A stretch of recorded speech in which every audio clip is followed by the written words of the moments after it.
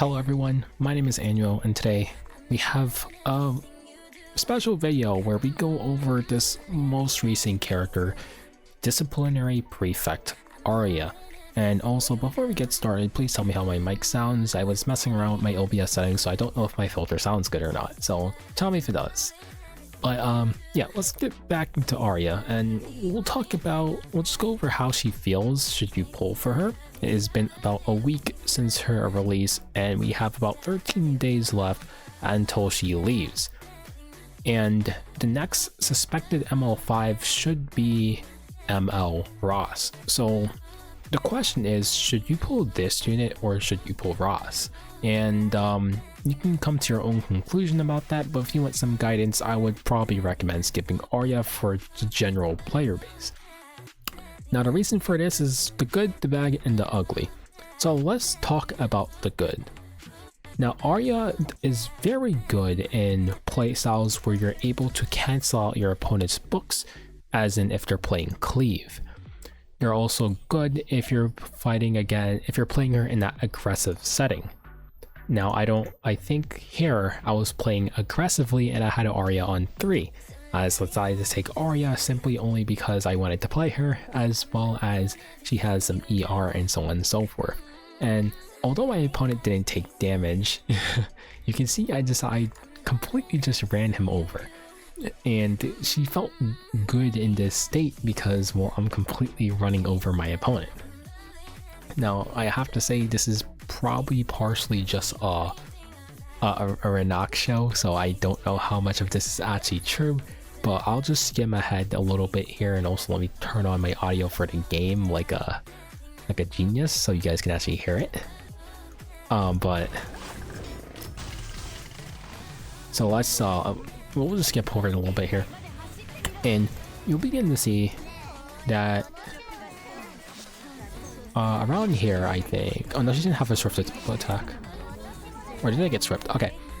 So because we have ML Para here, which is great with aggression, we burn our first turn and we're immediately able to have a 1 to 2 turn, like a 2-turn cooldown on our S3. So now Aria is practically ready to go back into the next S3, and because we're playing aggressively, she's already 50% on the CR bar thanks to Para. So by the time, so we press S1, and so of course we get to our turn, and I did land a death break, and you can see it kind of absolutely almost obliterated his tank, and that was using Prayer Solitude. Now once again, it was partially a Renac show, so I can't really say that was 100% Aria, but you can see that because of the fact that we had we were playing a lot more aggressively on our opponent, we were able to get to the second S3 extremely quickly, so we can just start running, just punish him, right? On turn 20 we had the second S3. If we had more souls, we could have burned it again, and by Aria's next turn we would have had it again, right? And that's like the biggest success I think I've had with Aria. Just if you're just playing aggressively, you're able to cycle her turns, and if you're able to cycle her turns enough, you just straight up, you will win. Now I think in this matchup here, he just straight up died to Renac, so I probably won't show that. And this is sort of a control matchup, but like I think this is probably where it shines here, where I said if you're getting cleaved, you're just chopping off their books, which makes it pretty good, right? So he tried to cleave me, and I just slammed Aria on 3, and now this makes Zeal's S3 cost 20 souls, and it makes Taeyu's S3 cost 40 souls. So realistically, he can't do anything on Taeyu. So he's forced to raw S3 my entire team, so he has to land on my entire team. And since I have double tanks with ER imprints plus Aria ER imprint, he can't do anything because who builds effectiveness on Taeyu? So he literally only lands on my Ilanov and proceeds to not hit her, so he lost. But that's pretty much the big strength of Aria. She screws over cleave, she screws over book cleave, and she helps bring the ER up of the team. But let's start going into the bad, which is if you start to play Aria into a more standard matchup. I don't know where I have a loss with her, but like she feels a little bit worse if you're trying to draft her into someone who's playing more aggressively than you, or maybe a standard matchup where you don't have a book in mind here. Like this here is a pretty standard matchup, and I ended up losing this match because I couldn't get off enough S3s in comparison to my opponent. So she begins to fall short because the S3 is the bulk of her damage, right? So if you don't get off enough S3s, she's going to feel like she falls short. And that's the biggest reason. And I guess this can blend into kind of the ugly where she also doesn't feel that great when you're fighting tank down.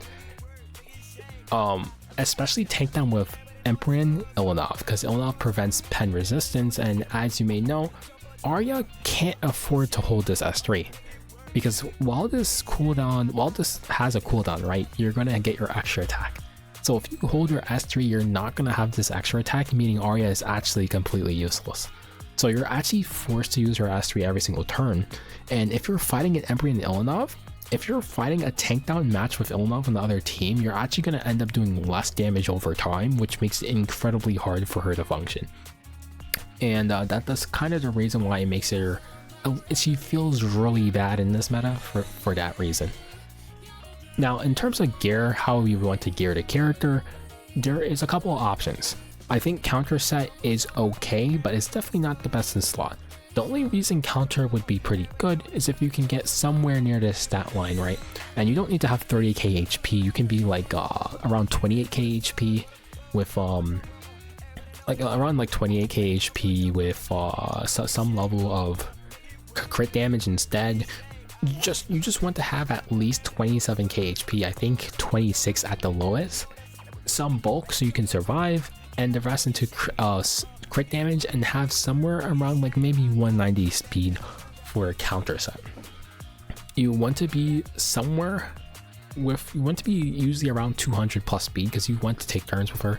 Not taking turns is really bad, so I think playing around 150 speed kind of feels bad unless you're high rolling counters. As for the rest, if you are in destruction set and you can get around this stat line, this is pretty good. And same thing for speed set. If you're running speed set, I think you actually go faster than this and try to go from 200 to 220 speed. And once again, the HP threshold for speed and destruction set, you actually want to be around 27k plus. As for artifacts, it's kind of not new player friendly at all, because you either want Lethe's artifact, which is a limited artifact. This is very good on her. And I think Golden Rose is okay. I haven't tried it too much, but I feel like Lethe's artifact is just better because it just does two things at once. You're tankier and you do more damage, and you have more HP, which contributes to your damage. So it does two things for you, right? So that's why I think it's better. And I think the very last one is Guardcraft and Karal's Artie, which is virtually the most recent character that came out. So if you don't have an extra one laying around, you're kind of in a bad spot. But if you're playing aggressively, I do think this artifact is very valuable, because burning her first turn means she can get to her second S3 faster. And the moment you get to your second and third S3, you're going to be doing more damage. But that is it for like how you would build her, and I think you would probably run either HP or crit damage necklace, HP ring, speed boots, preferably probably speed boots, and then either pen 2-piece can work, HP 2-piece can work, uni set honestly, and all those can work. As for her teammates, since she feels better in an aggressive lineup, dual attackers like Sea Phantom Poultice that pull highest attack is very good, as long as you have Aria as the highest attack. So characters like Sea Phantom Poultice work great because you drag her and then she does great things, as well as characters like, let's see here, Lone Wolf Para also helps with aggression with Aria. Hellion Lua is great because it helps her counterattack, which gives her more damage. And like any CR pushers like Laya can work, that she has cooldown reduction, so it helps. Self and Sage Villain has cooldown reduction, so it helps. Anything like a book character, like there's a lot of things that help her out. CR pushers, book holders, CR pushers, all those good things. So that is pretty much it. I think like the last thing to talk is like if you want ER, I think that's all down to personal preference. But if you're around 30,000 HP, this is around 200 effect resistance. So if you are below 30,000 HP, you're slightly below 200 effect resistance. So if you want to compensate for that with ER stat, you can. So that is pretty much my full review of the character. So off of that, you can choose whether or not you want to summon her or not. But like, if you're sitting on the cusp of pity, I don't think it's worth a pity. She's definitely not a game changer for your account, and if you're using something like a pity, it is probably not worth it. If you want the character because she looks hot, and because that's the whole reason I pulled for her, I think you can toss in a couple of pulls, but just make sure you have the gear to gear the character. Make sure you have at least enough pulls to maybe shove in on Ross, and then you can go from there. Me personally, I just tossed in a couple of pulls and I got lucky. So hey, that's just how it is. So if you enjoy the rest of your day, and I'll see you guys in the next one.